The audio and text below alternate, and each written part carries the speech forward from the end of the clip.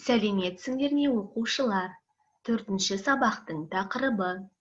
Бұл малдың төлі. Жаңа тақырып бойынша жаңа сөздерге назар аударайық.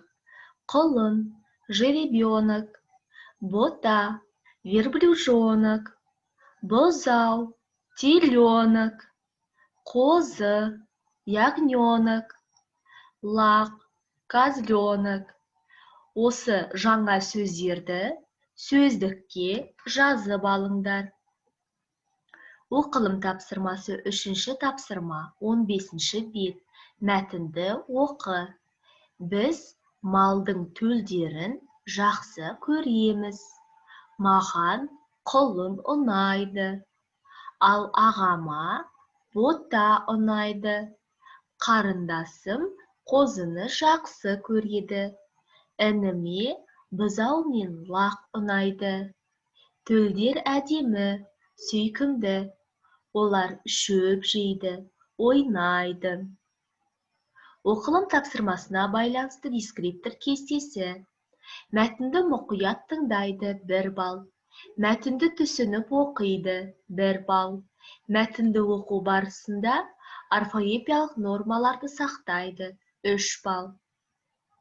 Жазылым тапсырмасы 2-ші тапсырма 15-ші бет. Көп нүктенің орнына керекті қосымшаны жалғап жаз.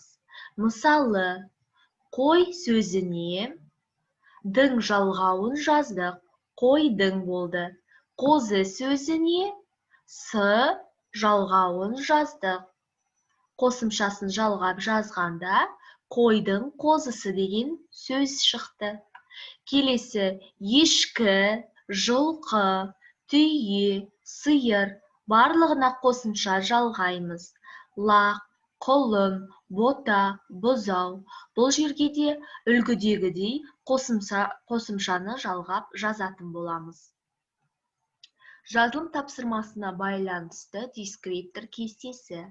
Керекті қосымшаны жалғап жазады, 2 балл. Сөйлемдерді жазу барысында орфографиялық нормаларды сақтайды, 3 балл. Осымен сабақ аяқталды. Сау болыңдар оқушылар.